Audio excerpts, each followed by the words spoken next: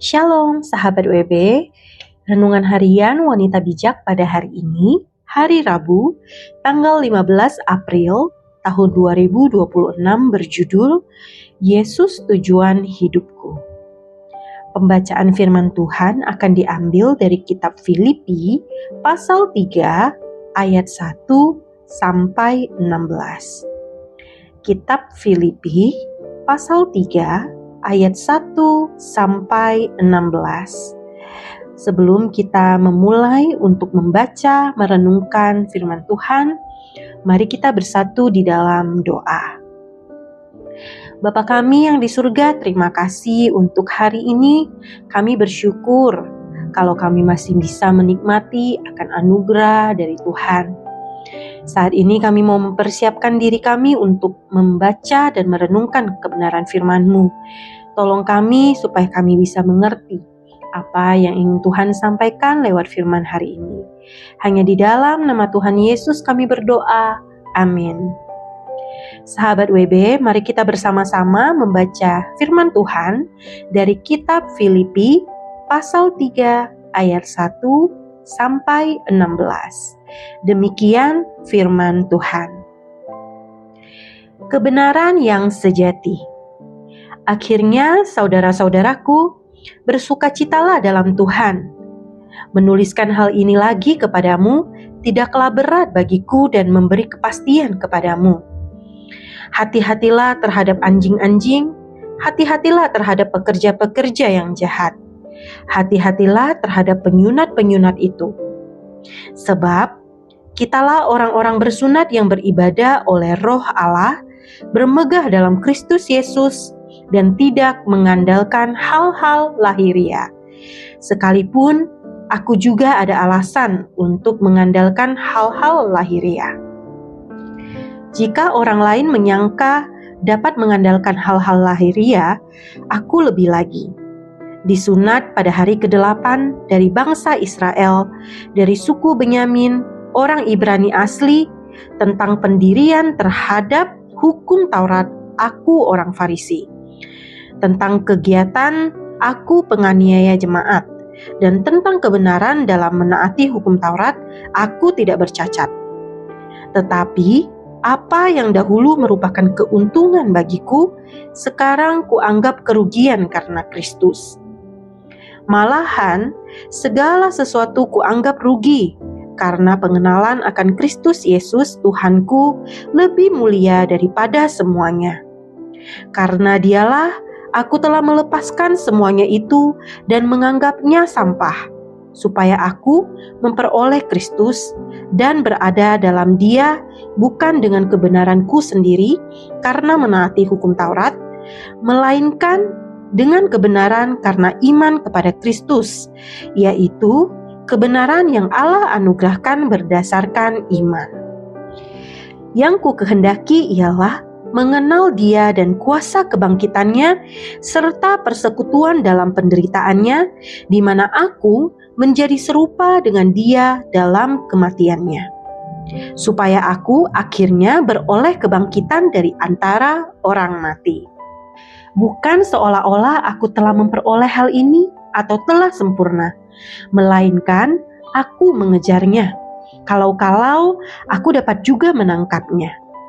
Karena aku pun telah ditangkap oleh Kristus Yesus. Saudara-saudara, aku sendiri tidak menganggap bahwa aku telah menangkapnya. Tetapi inilah yang kulakukan.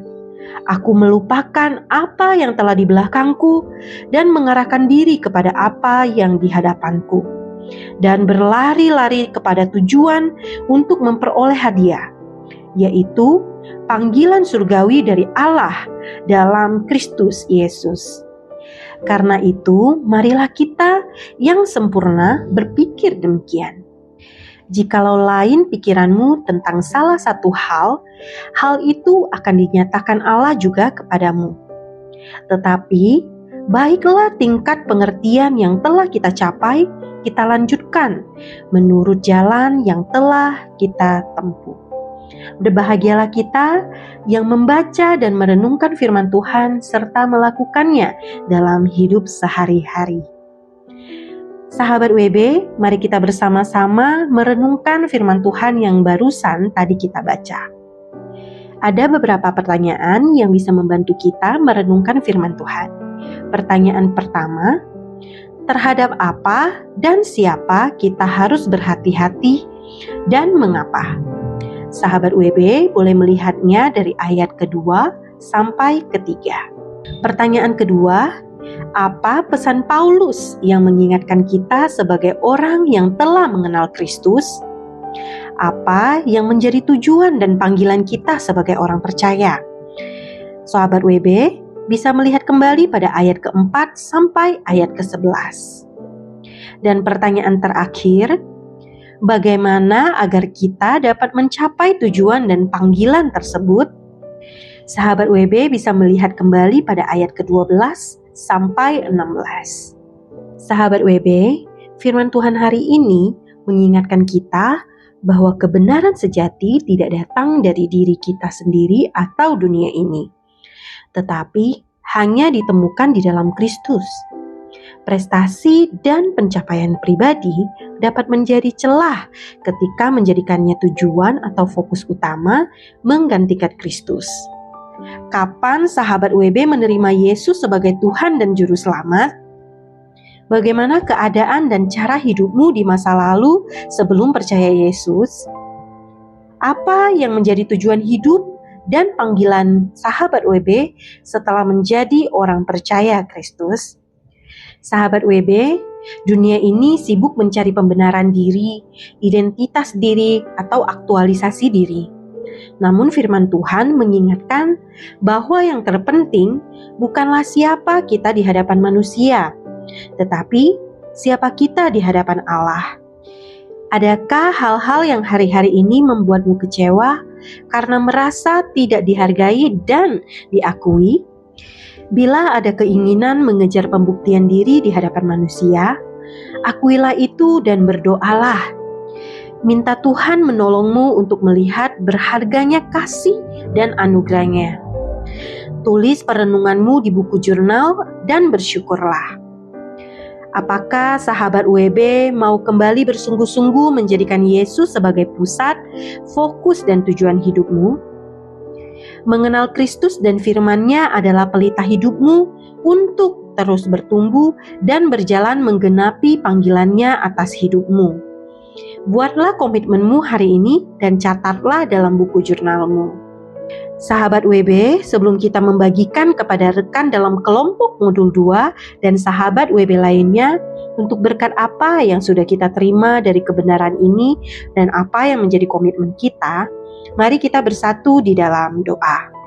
Bapa, ampuni kami jika sampai hari ini kami masih sibuk mencari pembenaran diri dari luar atau dari hadapan manusia.